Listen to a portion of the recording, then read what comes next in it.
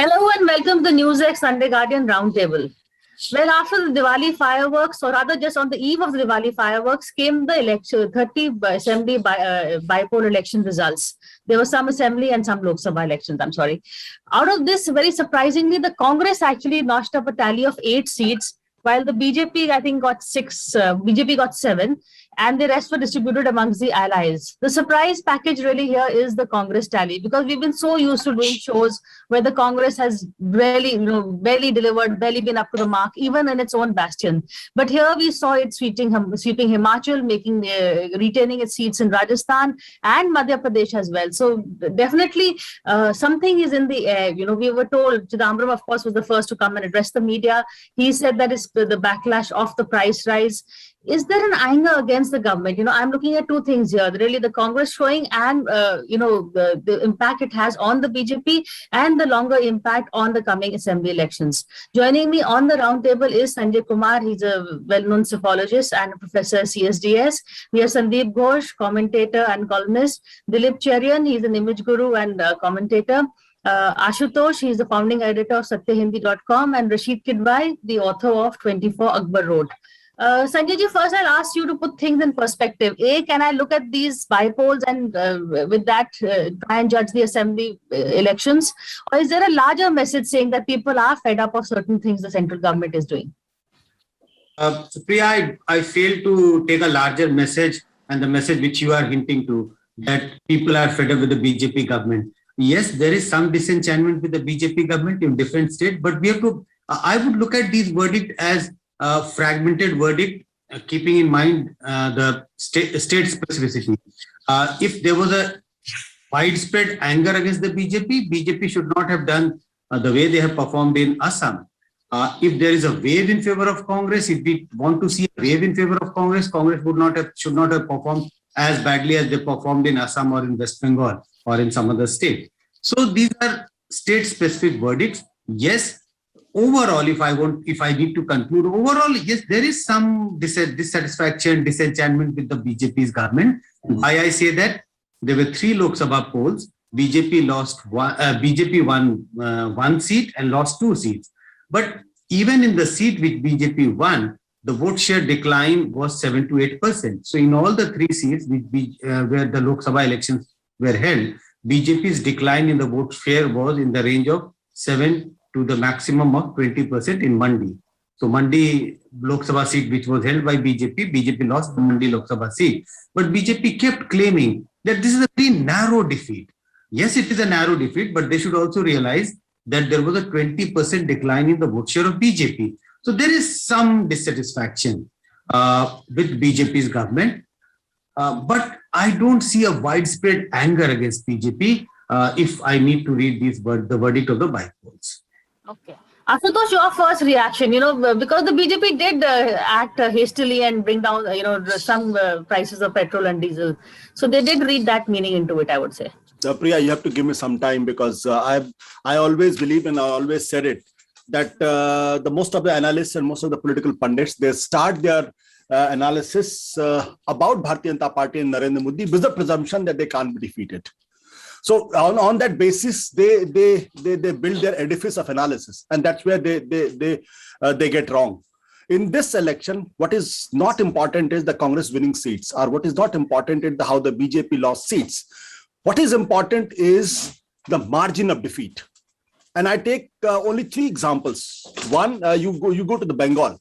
Bengal was a seat where Bharatiya Janata Party was aiming to form the government. They got 38% votes in assembly elections. In parliament election, they got 40% votes. This time, in all the 4 constituencies where the contested election, 2 they had earlier in the assembly elections, their vote percentage has come down from 38% to 14.5%. There is a drop of 23% vote, which is drastic, which is catastrophic. BJP lost deposits in 3 constituencies, that is Dinhata, Gosaba and Shantipur. Imagine, in Dinhata, they lost by 1.63 lakhs vote. In Gosaba, they lost by 1.43 lakhs vote. In Kharda, they lost by 93,000 votes. In Shantipur, they lost by 64 votes. Dinhata and Shantipur were their own constituencies where they won last time. Himachal, Fatehpur, Arki, and Jubal Kotoi. In Jubal Kotoi, they lost their deposit again. In Rajasthan, Dhariawal and Ballabhnagar, they were not second. Mind it, it's a two-party system. Rajasthan has got a two-party system, but despite being a two-party system, Bharatiya Janata Party came third and fourth. Imagine, this is a Bharatiya Janata Party which in the 2 years down the line had won more than 50% votes in the parliamentary elections. I can imagine that Vasundhara Raje Scindia is not cooperating with the local BJP. I can imagine there is a factionalism. But this tells a story that Bharatiya Janata Party in Rajasthan, if they can't come second, if they're coming to third and fourth, there is something wrong. What is wrong? In Mandi, last time Bharatiya Janata Party won by more than 4 lakh vote, which is phenomenal. Probably one of the biggest victory BJP got in parliamentary election. Mandi was one of them. But this time they lost by 64,000 votes. So there is a drop of more than 3 lakhs vote. Now you compare Bengal, Himachal, and Rajasthan, and imagine in Himachal Pradesh, Congress is leaderless, Congress is rudderless, Congress has no organizational base, and Congress has lost one of the biggest leader, Veerbhadra Singh. Despite that, if BJP is losing parliamentary election and all 3 assembly elections, there is a bigger story. In Madhya Pradesh, they won a seat which BJP had never lost in 31 years. In Karnataka, they won a seat on the home ground of home city of the chief minister. So if we can't read these messages, that's one reason that the Bharatiya Janata Party government led by Mr. Modi immediately dropped the excise cut 5 to 10 rupees. Not only that, they instructed the respective governments to cut on the VAT.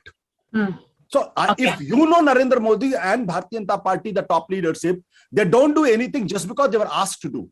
They do it because they realize that decline is too catastrophic, and if they don't take corrective measures, they are heading for a big trouble. Okay. Sandeep, there is a point here, especially where there are, seats where the BJP and Congress have a direct face-off. The BJP usually wins, but here Himachal, Rajasthan, Madhya Pradesh, ye to BJP ke gad hai, and the Congress has won.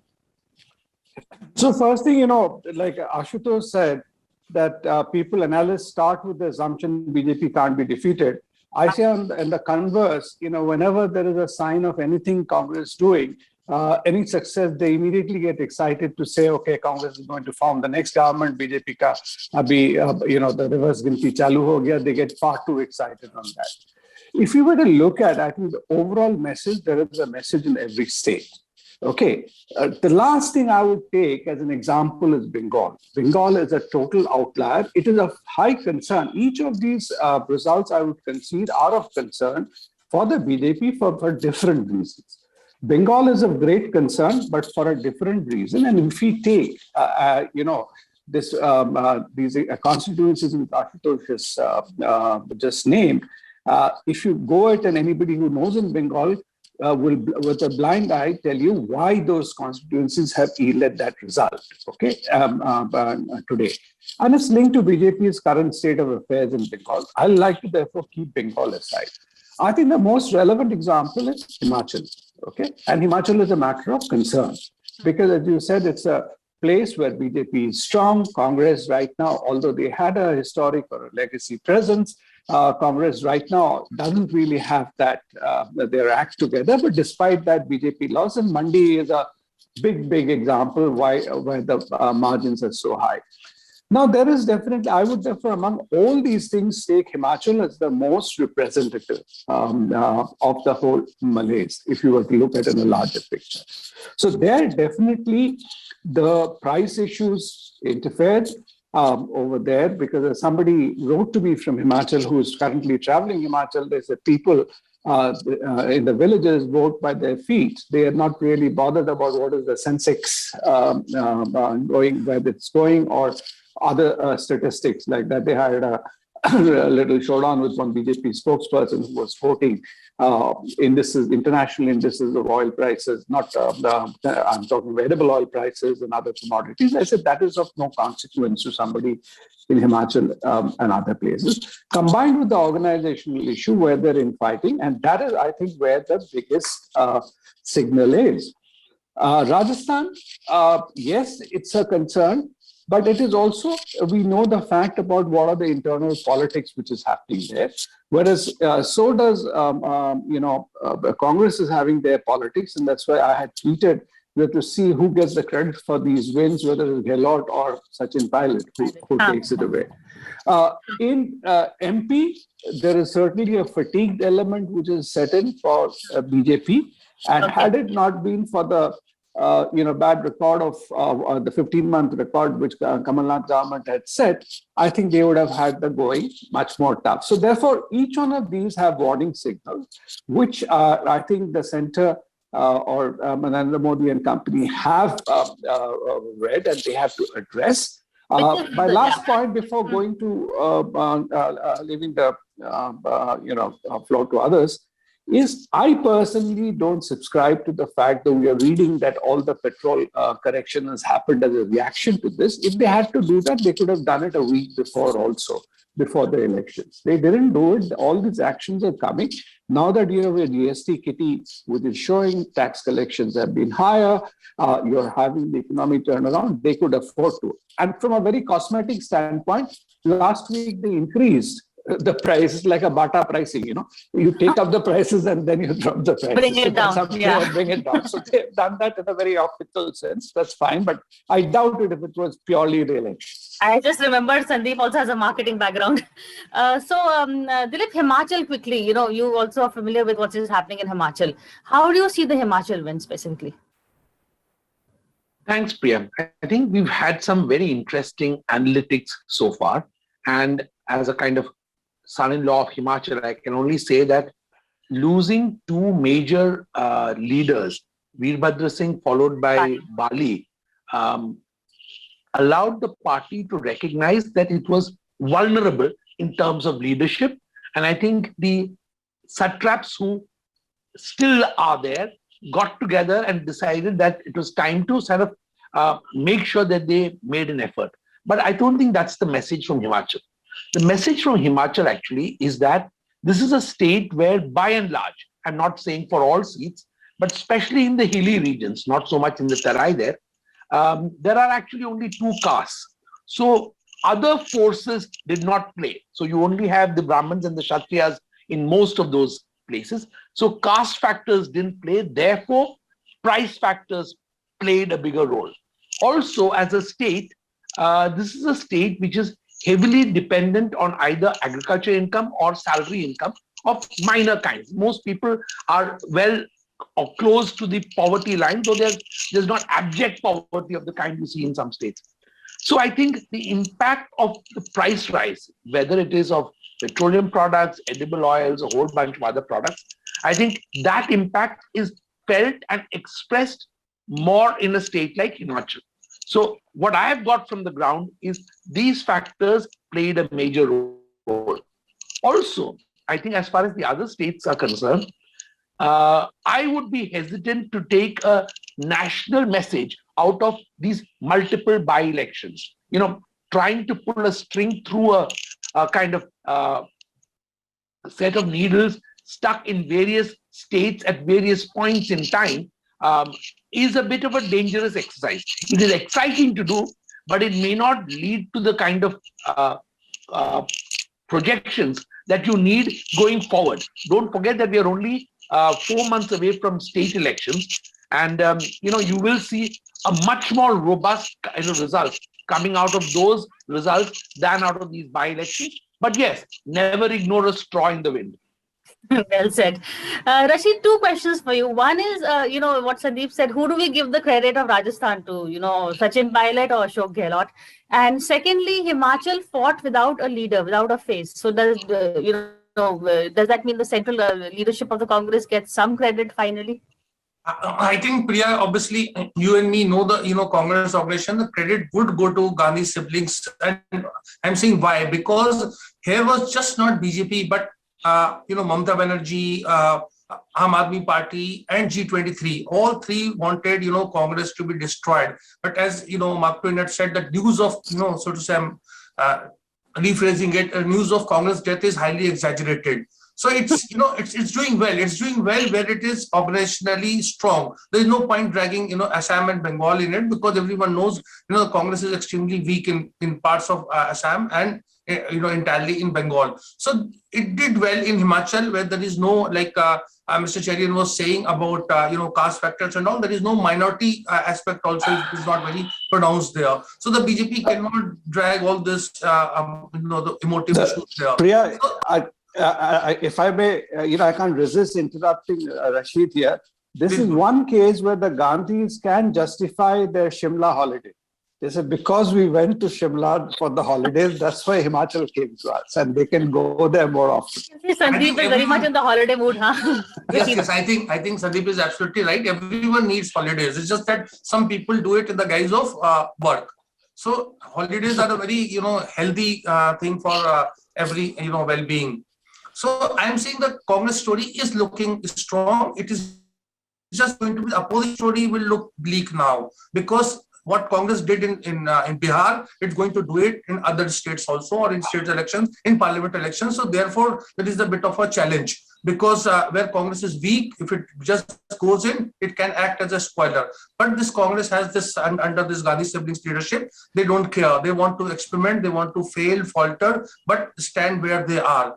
So in that sense, I think, the Congress, these by-elections, I know that these are, like all panelists have said, these are just the straws or indicators or so. Assembly elections will settle that, whether they can retain Punjab, they can win Uttarakhand or not. But I think Congress lives to fight another day. And my second question, you're ducking that one? Well, I'm saying, look, it's very obvious the chief minister, you cannot deny, any credit to the chief minister. If it was in Sachin Pilot's kind of area of influence, it would have mattered. But obviously, the due credit has to be, given to Ashok Gehlot. That's a fact. Analysts have slightly different views. I would stick to my view that I do not take a national message from these verdicts. These verdicts, yes, there are setbacks for BJP. There are happy moments for Congress. But these happy moments, I don't see these happy moments turning for Congress in all the states which goes to poll next year, or this is going to happen in 2024. Yes, there is a setback for BJP, but I don't see a larger message of a setback coming for BJP in the next assembly elections or for the Lok Sabha election, which is due in 2024. 2024 is still far away, and we must remind ourselves that BJP does extremely well when there is a Lok Sabha election, because that is contested against under the leadership of Narendra Modi, and BJP's performance in assembly elections are worse compared to the Lok Sabha elections. So Lok Sabha elections, I'm very clear, I don't see any message for the Lok Sabha elections. I don't even see a larger message for the next round of assembly election, which takes place in 4 months' time. But in terms of the Congress, Sanjay, how would you see it? Would you say that Himachal win is because of the central leadership, at least? Himachal, the only message I get of a Congress, like people turning in favor of Congress or looking forward to Congress, that's very specific to Himachal. That is why I'm saying I don't see a national message. It's not that people would be voting for Congress in Goa also, in Uttarakhand also, because they have voted for Congress in a big way in the recent polls in Himachal. Yes, there may be some impact of on the minds of Uttarakhand voter, but yes, this is very specific to Himachal. If there was a larger message, Congress would not have done so badly in Assam. Rashid ji was saying Assam Congress is Organizationally. but Congress has been in power for 15 years in Assam, just 5 years ago.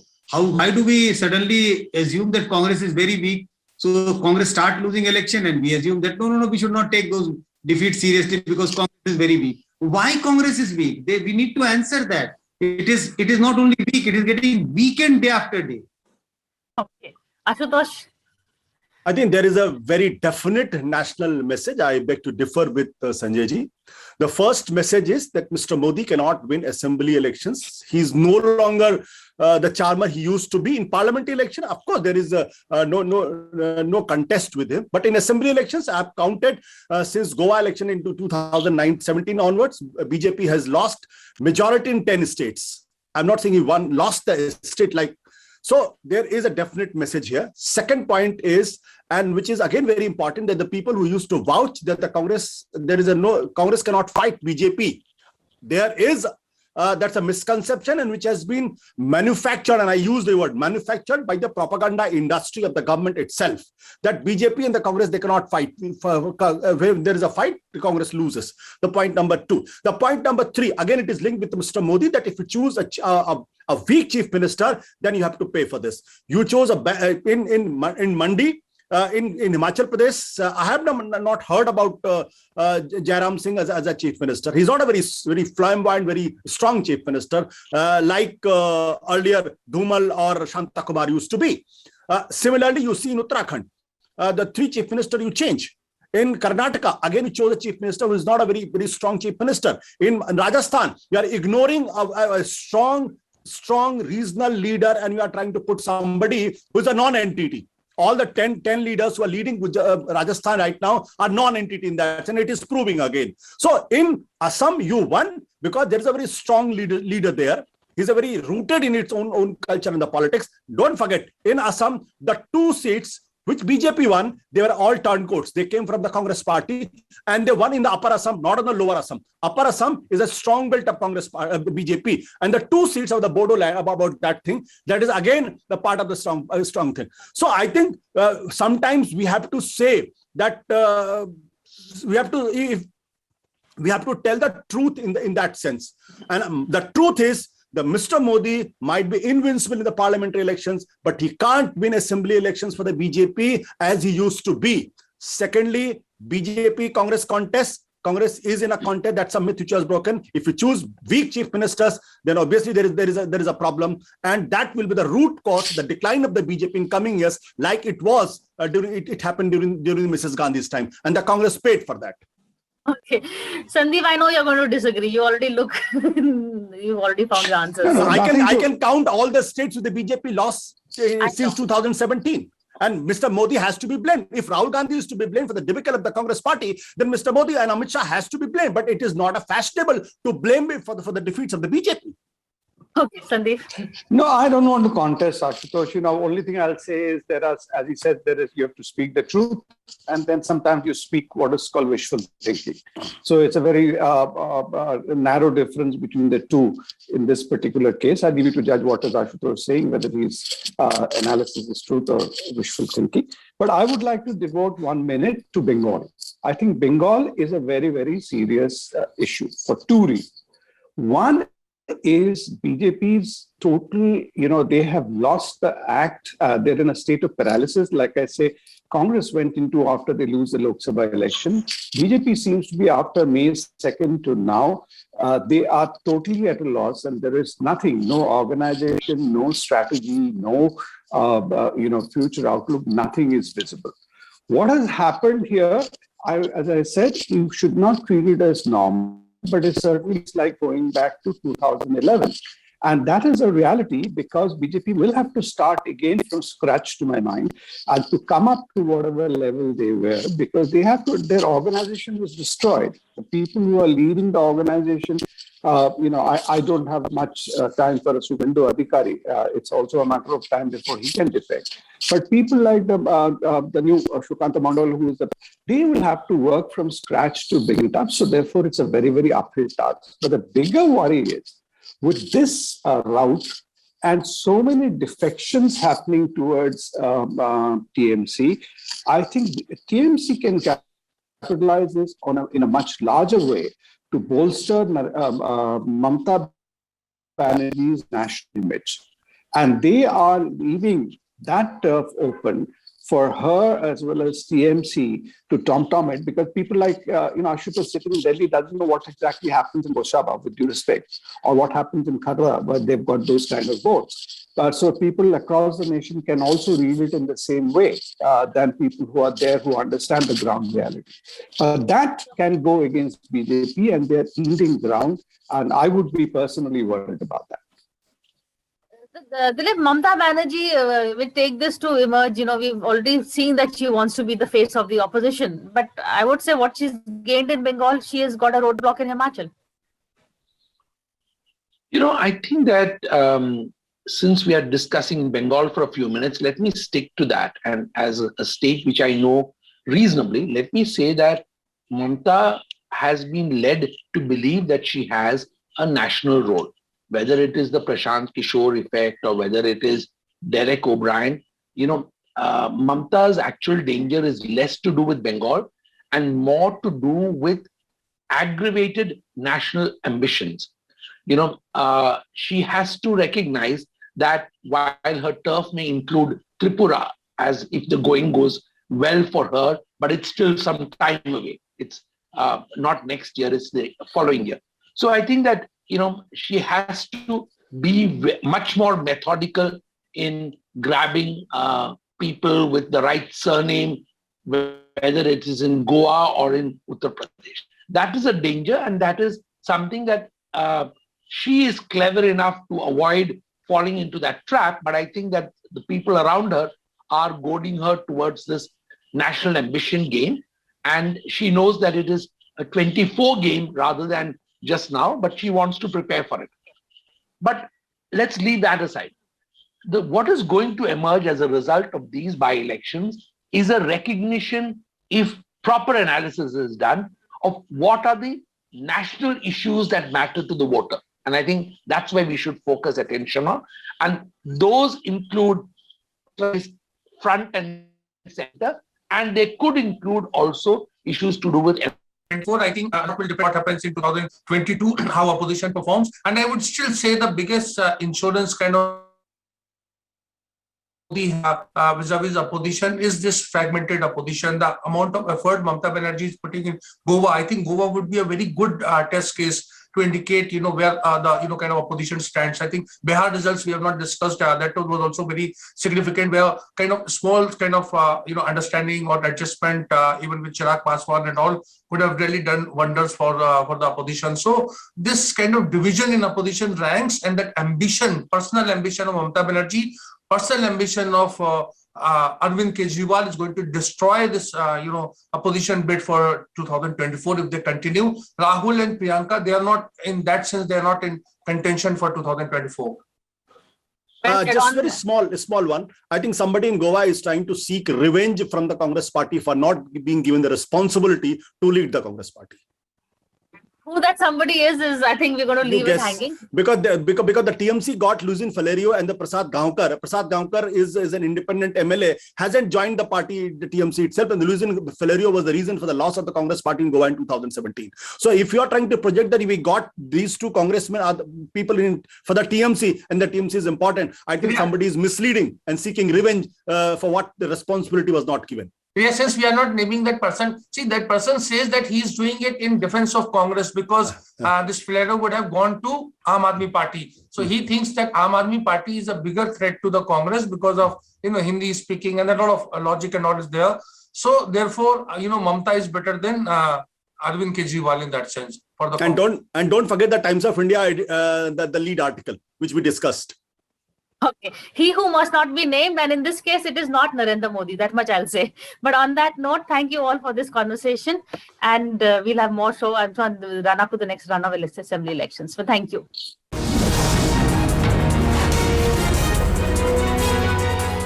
For more such videos, subscribe to the NewsX YouTube channel, hit the bell icon.